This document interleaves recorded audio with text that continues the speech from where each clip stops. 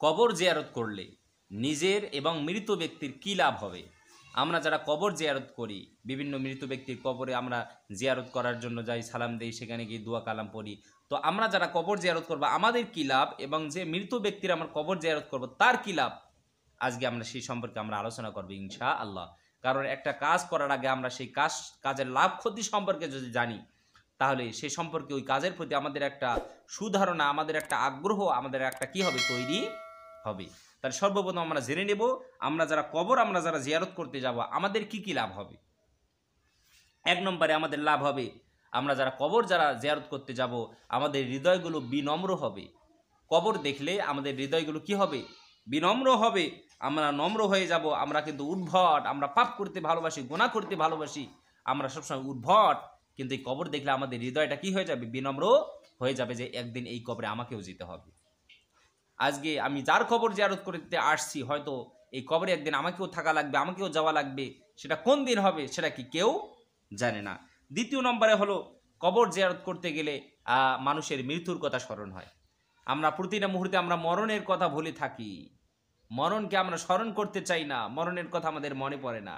দুনিয়াবি ব্যস্ততা, দুনিয়াবি কর্মযোগ্য, দুনিয়াবি অর্থ সম্পদ, দুনিয়াবি ব্যবসা বাণিজ্য, দুনিয়াবি কর্মকাণ্ড আমাদেরকে মরণের কথা আমাদের হৃদয়ে আসতে দেয় না, সবসময় আমাদেরকে মরণের কথা ভোলায় রাখে। কিন্তু রব্বুল আলামিন নিজেই বললেন, কুল্লু নাফসিং যায়িকাতুল মাউত, যাদের এই জীবন আছে তাদেরকেই মরা লাগবে। কিন্তু ওয়ামা তাদরি নাফসুম বিআইয়ি আরদিন তামুত, এই মরণ কখন হবে, কার মরণ কখন হবে, কোন জায়গায় হবে, কোন স্থানে হবে, এটা কেউ জানে না, একমাত্র যিনি জানেন তিনি হলেন আল্লাহ। এই কারণে আল্লাহ বললেন, ওয়ামা তাদরি নাফসুম বিআইয়ি আরদিন তামুত, কোন জায়গায়, কোন স্থানে, কোন দিন, কোন সময়, কোন বছরে তোমার মরণ হবে বান্দা, এটা শুধু আমি আল্লাহ ছাড়া কোনো ফেরেশতা জানে না, কোনো জিন জানে না, কোনো মানুষ জানে না, কোনো ডাক্তার জানে না, কোনো কবিরাজ জানে না, একমাত্র জানেন আমার মহান মালিক।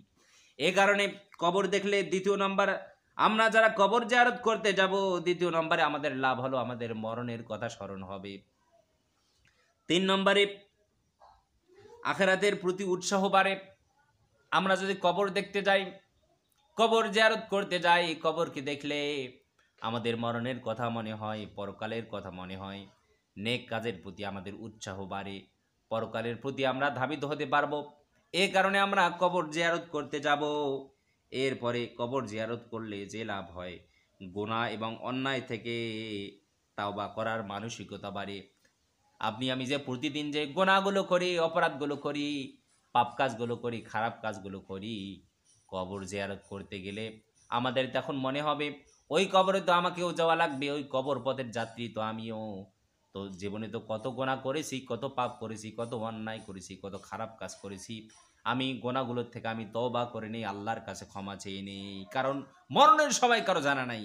এই কারণে এই মানুষটার ভেতরে কি হয়, আপনার গুনাহ এবং অন্যায় থেকে তওবা করার মানসিকতা এই মানুষটার ভিতরে তৈরি হয়। এরপরে কবর জিয়ারত করতে গেলে সৎ আমলের প্রতি আগ্রহ তৈরি হয়, ভালো আমলের প্রতি। কবর দেখলেই হৃদয়টা কেঁপে ওঠে, মনটা হু হু করে ওঠে। এই কারণে ভালো কাজের প্রতি আমাদের উৎসাহ তৈরি হবে। এই কারণে আমরা কবরগুলো বেশি বেশি করে আমরা জিয়ারত করব। এরপরে হলো, কবর জিয়ারত করা বিশ্বনবী সাল্লাল্লাহু আলাইহি ওয়াসাল্লামের সুন্নাহ। এবং কবর জিয়ারত করার কার সুন্নাহ? বিশ্বনবী সাল্লাল্লাহু আলাইহি ওয়াসাল্লামের সুন্নাহ। তিনি কবর জিয়ারত করতেন, কবরের পাশে তিনি দাঁড়াতেন। এই কারণে আমরাও বেশি বেশি করে আমরা কি করব, কবর জিয়ারত করব। আমাদের মা বাবা, আমাদের আত্মীয় স্বজন, বিভিন্ন ধর্মপ্রাণ মুসলমানের আমরা কি করব, কবর জিয়ারত করব ইনশাআল্লাহ। ইসলামের প্রথম দিকে কবর জিয়ারত করার অনুমতি ছিল না। ইবনে মাজাহ শরীফের হাদিস, রাসূলুল্লাহ সাল্লাল্লাহু আলাইহি ওয়াসাল্লাম বললেন, আমি তোমাদেরকে নিষেধ করেছিলাম কবর জিয়ারত করতে, এখন থেকে তোমরা কবর জিয়ারত করবে, কারণ তা দুনিয়াবি মোহ কমায় এবং আখিরাতের কথা আমাদের মনে করিয়ে দেয়। সুবহানাল্লাহ।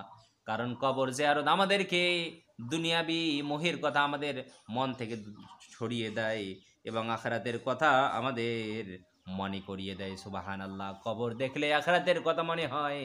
এই কারণে বিশ্বনবী ইসলাম বললেন, তোমরা কবরগুলো তোমরা জিয়ারত করো। সুবহানাল্লাহ।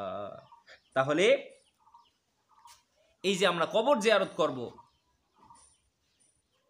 এই যে আমরা কবর জিয়ারত করব, এই কবর জিয়ারত করলে মৃত ব্যক্তির কি লাভ হবে? আমরা বুঝলাম যে আমরা যদি কবর জিয়ারত করি আমাদের এই লাভগুলো হবে, কিন্তু আমরা যার কবর জিয়ারত করব তার কি লাভ হবে? আমরা কবরের পাশে যখন আমরা দাঁড়াই, কবরের পাশে দাঁড়িয়ে আমরা সালাম দেই, আসসালামু আলাইকুম ইয়া আহলাল কবুর ইয়াগফিরুল্লাহু লানা ওয়া লাকুম আনতুম সালাফুনা ওয়া নাহনু বিল আথার। বিশ্বনবী সাল্লাল্লাহু আলাইহি ওয়াসাল্লাম কবরকে দেখলেই এরকম করে সালাম দিতেন। আমরা এরকম কবরকে দেখলে যখনই আমরা সালাম দেই, এই সালামের জবাব দেওয়ার জন্য রব্বুল আলামিন মৃত ব্যক্তির কবরে তার রূহটা পৌঁছায় দেয়। সুবহানাল্লাহ। তাহলে আমরা যে তার জন্য দোয়া করলাম, কবরের পাশে দাঁড়িয়ে আমরা কি করলাম? তার জন্য দোয়া করলাম, এটা সে লাভবান হয়। এরপরে কবরের পাশে দাঁড়িয়ে আমরা ওই মৃত ব্যক্তির জন্য আমরা কোরআন তেলাওয়াত করি, আমরা তার জন্য দরুদ ও সালাম পাঠ করি, এরপরে আমরা বিভিন্ন দোয়া কালাম পাঠ করি। এই কবর জিয়ারত করার কারণে এই মৃত ব্যক্তির আমল নামে আল্লাহ তাআলা এই ভালো কাজের সবগুলো পৌঁছায় দেয়। সুবহানাল্লাহ। এই কারণে আমাদের অনেকেরই মা মারা গেছে, অনেকেরই বাবা মারা গেছে, দাদা মারা গেছে, দাদি মারা গেছে। আমাদের প্রত্যেকটা ধর্মপ্রাণ মুসলমানের জন্য করণীয় হলো এই আত্মীয় স্বজনদের কবরগুলোকে বেশি বেশি করে জিয়ারত করা। তাহলে আমরা যে কবর জিয়ারত করি, এই কবর জিয়ারত করলে অবশ্যই এতে মৃত ব্যক্তির কি আছে? লাভ আছে। আমরা তাদের জন্য কোরআন তেলাওয়াত করি, দুরুদ সালাম পাঠ করি, সূরা ইখলাস পাঠ করি, সূরা ফাতিহা পাঠ করি, আয়াতুল কুরসি পাঠ করি। অবশ্যই এটা কি হবে? তাদের কাজে লাগবে। তো কবর দেখলে বিশ্বনবী সাল্লাল্লাহু আলাইহি ওয়াসাল্লাম তিনি কবরকে দেখলে সালাম দিতেন এবং দোয়া করতেন। তিনি বলতেন, আসসালামু আলাইকুম ইয়া আহলাল কুবুর ইয়াগফিরুল্লাহু লানা ওয়া লাকুম আনতুম সালাফুনা ওয়া নাহনু বিল আথার। এবং হযরত আবু হুরায়রা রাদিয়াল্লাহু তাআলা আনহু বললেন, একবার রাসূল সাল্লাল্লাহু আলাইহি ওয়াসাল্লাম একটু কবর জিয়ারতে গেলে তিনি বললেন, আসসালামু আলাইকুম ইয়া দারা কওমি মুমিনিন ওয়া ইন্না ইনশাআল্লাহু বিকুম লাহিকুন। এভাবে বিশ্বনবী সাল্লাল্লাহু আলাইহি ওয়াসাল্লাম কবরকে দেখে এরকম করে দোয়া পড়তেন। এবং আমরা কবর জিয়ারতে গেলে কবরের পাশে দাঁড়িয়ে অবশ্যই আমরা ওই মৃত ব্যক্তির রুহের মাগফিরাতের জন্য, তার জন্য কিছু হাদিয়া পৌঁছানোর জন্য আমরা কবরের পাশে দাঁড়িয়ে আমরা সূরাতুল ফাতিহা পাঠ করব, সূরাতুল ইখলাস পাঠ করব, এরপরে সূরা ফালাক পাঠ করব, সূরা নাস পাঠ করব, এরপরে আমরা আয়াতুল কুরসি পাঠ করব, কোরআন তেলাওয়াত করব, আমরা দুরুদ সালাম পাঠ করব। তাহলে এতে এগুলোর সব আমরা বক্সায়ে দেব। তাহলে এই মৃত ব্যক্তির আমল নামে আল্লাহ তাআলা এই সবগুলো পৌঁছাইয়ে দেবেন। সুবহানাল্লাহ। এবং হয়তো আপনার দু হাতকেও সিলা করে আল্লাহ তাআলা তার কবরে শান্তি, আল্লাহ তাআলা তার কবরে সাকিনা, আল্লাহ তাআলা তার কবরে জান্নাতের সুখ শান্তি আল্লাহ তাআলা তার কবরে পৌঁছাই দিতে পারেন। সুবহানাল্লাহি ওয়া বিহামদিহি। এই কারণে আমরা বেশি বেশি করে কবর জিয়ারত করব, এতে আমাদেরও লাভ, মৃত ব্যক্তিরও লাভ। রব্বুল আলামিন আমাদের সবাইকে প্রত্যেকটা কথা বোঝার তৌফিক যেন দান করেন বলি।